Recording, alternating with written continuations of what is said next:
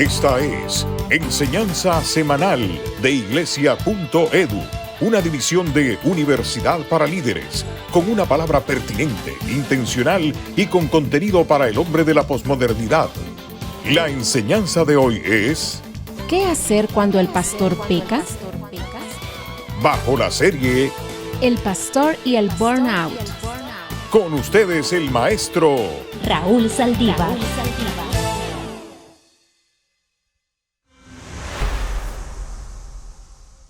Mis estimados amigos, pastores, líderes, estamos en la serie acerca del pastor y el burnout, es decir, el pastor que se funde, que se quema. Y esta última enseñanza es supremamente interesante. ¿Qué hacer cuando el pastor peca? Hombre, ¿y es que los pastores pecan? Por supuesto que sí. ¿Qué hacer cuando el pastor peca? Lo sacamos por la televisión, lo expulsamos de la iglesia y lo exhibimos delante del público como un miserable. Mis objetivos son los siguientes en esta ocasión. Número 1, voy a explicar a qué me refiero con el pecado de un pastor. Número 2, voy a dejar en evidencia la humanidad de nosotros, los que servimos en el ministerio. Y finalmente voy a enumerar 4 cosas que se debe hacer cuando un pastor peca. A ver, ¿les interesa a mis amigos pastores esto? ¿Qué hacer? ¿Lo exhibimos por la televisión? ¿Lo expulsamos de la iglesia? Bueno, no. En primer lugar, quiero dejar claro antes de entrar en esas 4 conductas que a mi criterio son las que debemos seguir. Señoras y señores, si usted me pregunta a mí si yo peco, la respuesta es sí. Sí, soy un pecador. ¿Y qué? ¿Cuál es el problema? Que yo cometo pecados que no debería cometer y que eso me hace indigno de servir en el ministerio, también es cierto. Y no me da pena decírselo. Se lo digo así de frente. Yo peco. Hago cosas que no debo hacer. Pienso cosas que no debo pensar. Y se lo digo de frente. No estoy engañando ni estoy presentando una cara que no es. Soy pecador. Y hecha esa declaración, es que voy a hablar. Es que voy a hablar. Entonces, número 1. Debe intervenir su mentor de inmediato y nunca debe intervenir alguien que no sea un pastor. Ahora, ¿de qué pecado de pastor estoy hablando? Estoy hablando de los pecados que ustedes, la feligresía que me está escuchando, consideran que son las conductas por las que hay que sacar a un pastor. Porque desafortunadamente los pecados por los que hay que sacar a un pastor es por adulterio, o es porque el pastor se robó un dinero y entonces hay que exhibirlo y sacarlo. Y por eso sí. Pero, ¿cuál es la diferencia entre un pecado de adulterio y uno de arrogancia? Por favor, explíqueme usted. ¿Cuál es la diferencia? No voy a entrar en ese detalle porque la verdad es que no hay diferencia y ambos son condenables. Pero vaya, yo me voy a referir a los pecados que la feligresía no perdona. El de la arrogancia lo perdona, el de la mentira lo perdona, pero el del adulterio no. Entonces, en ese sentido voy a hablar. Número 1, un mentor tiene que intervenir. Estoy hablando con sarcasmo. Un mentor debe intervenir de inmediato, un mentor, y nunca debe intervenir alguien que no sea pastor. Porque si uno de nosotros comete un fallo, y viene un feligrés del consistorio, del concilio, del presbiterio a tratar de ver nuestra situación, eso es un error craso. Es un error craso. ¿Por qué? Porque esa persona no es un ministro religioso. No es un hombre comisionado por Dios para tratar temas de disciplina de hombres y de mujeres comisionadas o comisionados. Entonces tenemos que respetar el fuero ministerial. El fuero ministerial es un privilegio que Dios le da a ciertos seres humanos que llama al ministerio, y cuando uno de nosotros entra en una situación que no debió haber entrado, que daña el ministerio, la imagen y todo ese tipo de detalles, entonces el mentor mío o una persona de mi círculo, ministro religioso, debe intervenir en el acto. Alguien a quien yo respete, alguien a quien yo admire, alguien que no va sino a restaurarme y ayudarme. Esa es la persona que tiene que intervenir, pero no un concilio, por favor. Eso lo dejo bien claro ahora. ¿Por qué? Ellos no saben nada de lo que es el ministerio. Nosotros sabemos, porque hemos sido llamados, hemos sido educados, hemos sido formados. Lo tenemos en el ADN. Entonces, número uno, si un pastor peca, según ese criterio de pecado que la feligresía no perdona, porque el de la mentira lo perdona, pero el del adulterio no. Bueno, pues entonces cuando cometa adulterio, que venga el mentor inmediatamente e intervenga ese pastor. Y nadie que no sea un ministro religioso debe intervenir. ¿Por qué? Porque no tiene la aureola, usemos esa expresión, no tiene el llamado, no tiene la educación, no tiene el fuero, no tiene la autorización de Dios para hacerlo. Claro, por supuesto, solamente un pastor puede tratar el tema de un pastor. Es lo lógico, ¿verdad? Yo no puedo ir, se lo voy a poner de otra manera para darme a entender, yo no puedo ir al colegio de médicos a decirles cómo van a hacer X o Y cosas con X o Y doctor que hizo una mala práctica. Yo no soy médico. Puedo hablar por sentido común, pero eso no me autoriza. Entonces, zapatero a tu zapato. Número 2. Cuando se comete esos pecados que la iglesia no perdona, que la feligresía no perdona, debe comenzarse el proceso de restauración inmediatamente. No castigar a la persona. Hace varios años, yo estaba en Pampano Beach, en una iglesia, un domingo por la mañana, y el pastor de jóvenes había incurrido en el pecado que la feligresía no perdona, adulterio. Y vino el pastor principal de la iglesia y lo hizo a él delante de su esposa y de sus hijos a confesar el pecado públicamente. Y lo exhibió ante todos nosotros. Voy a decir una mala palabra. Discúlpenme, pero la tengo que decir. Bruto. Eso no se hace. Yo estaba ahí, eso fue hace varios años, enojadísimo. Y desafortunadamente, yo no pude gritar y decirle a aquel pastor, ¿cómo te atreves a humillar a este hombre así? Eso no se hace. Eso no se hace. Exhibir a un hombre delante de una congregación en los 2 servicios, lleno aquel lugar, hacerlo confesar delante de su esposa, de sus hijos, que ha cometido un pecado. ¡Qué barbaridad! ¡Qué ignorancia! ¡Qué bestialidad! Eso es imperdonable. Después, con los años, yo vi a aquel hombre trabajando en el área secular, ahí lo encontré y lo vi y mi corazón sangró. Porque ese hombre, después de haberlo humillado y dañado, ¿quién quiere estar en el ministerio? No. Cuando una persona peca, hay que restaurarlo en el acto. Por eso se necesita que haya un hombre de Dios, una mujer de Dios, que se meta con esa persona y que lo levante, que lo anime, que le dé la palabra, que lo ayude hasta que esa persona se restablezca. ¿No es eso lo que haría un padre con un hijo? Tú eres padre. Y si tu hijo falla, no, hombre, te vas a meter con tu hijo. No lo vas a desechar, vas a trabajar con él y lo vas a sacar.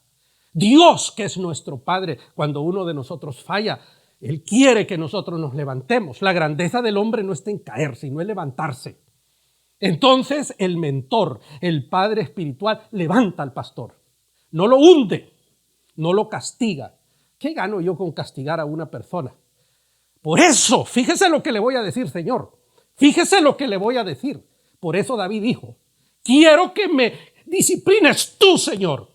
Tú, no el hombre. Porque el hombre ya sabes cómo es. Tú disciplíname, por favor.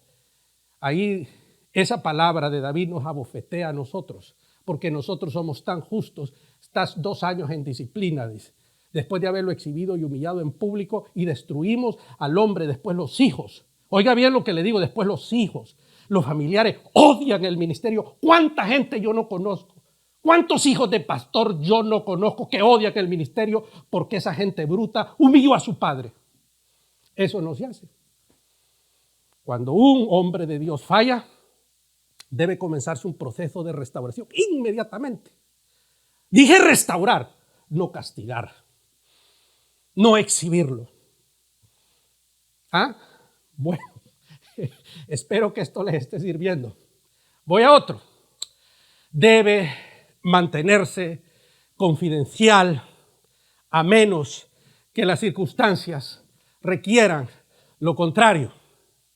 Si una persona se robó un dinero, si una persona le faltó a una persona del sexo opuesto, ¿por qué pepino yo voy a llamar a la prensa y hacer una conferencia de prensa y divulgar el pecado de esa persona?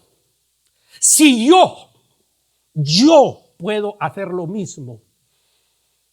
El que esté limpio de pecado sea el primero en llamar a la prensa y exhibir el pecado del pastor. Porque ahora, si yo fuera inmune y a mí no me pasaran esas cosas, entonces pues todavía.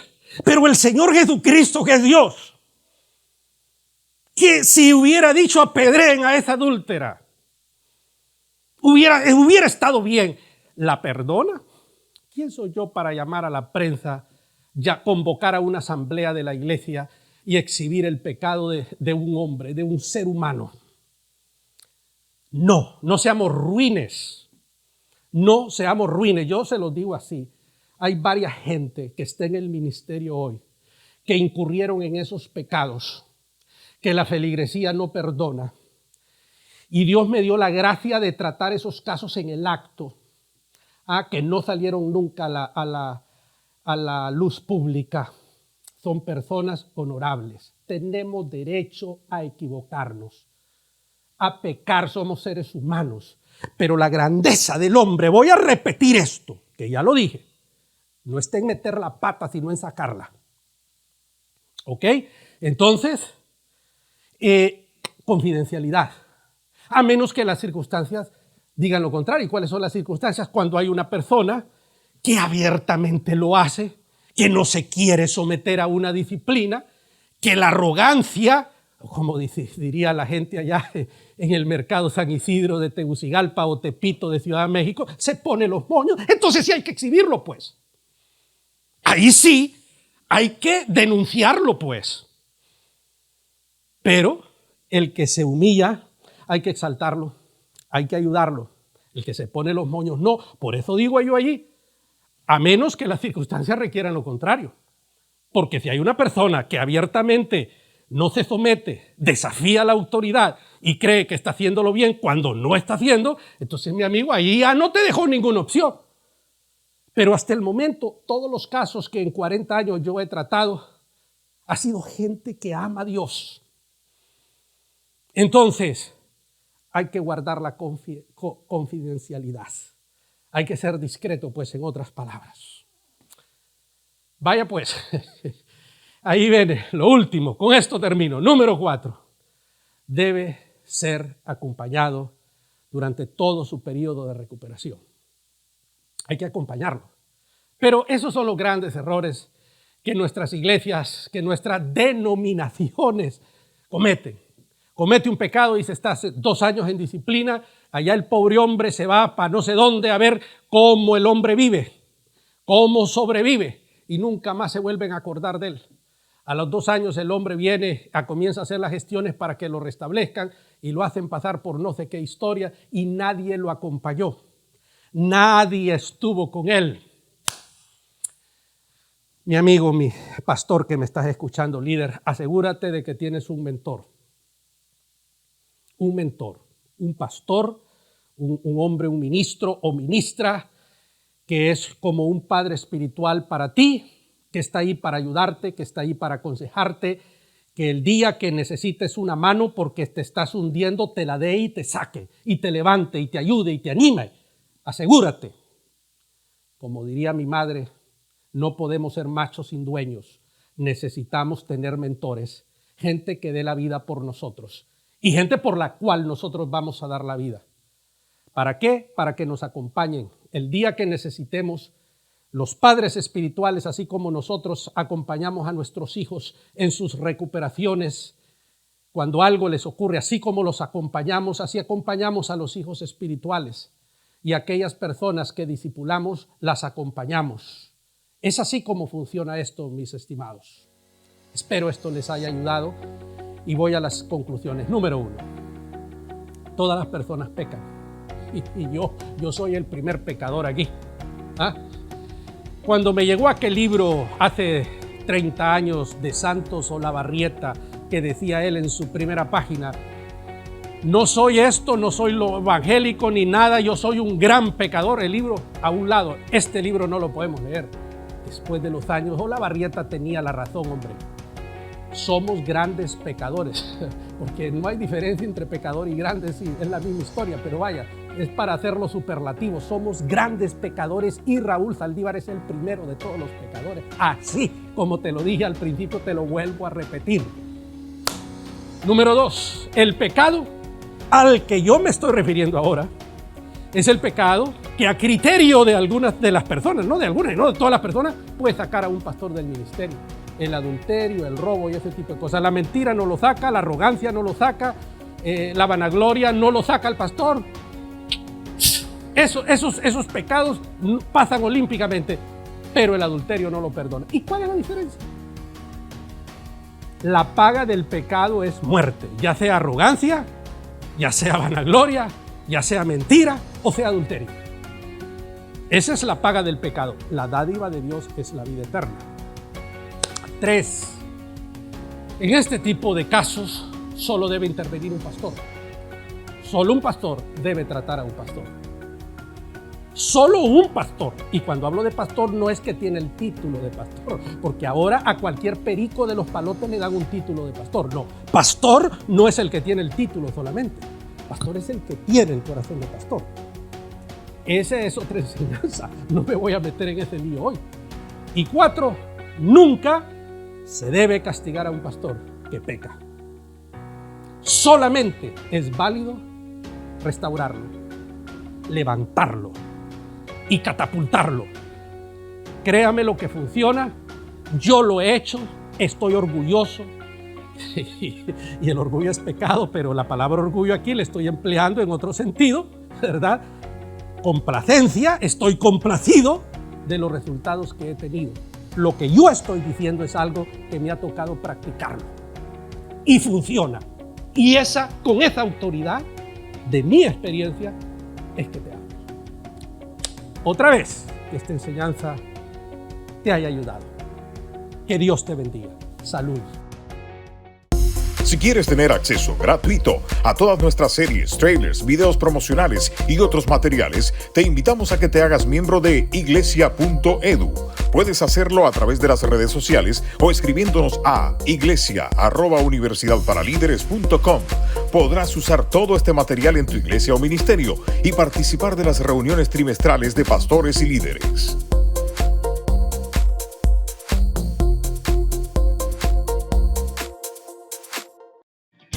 Te invitamos a que ingreses al portal de Universidad para Líderes y visites la tienda UPL y compra uno de nuestros libros o un kit de estudios de cualquiera de los diplomados.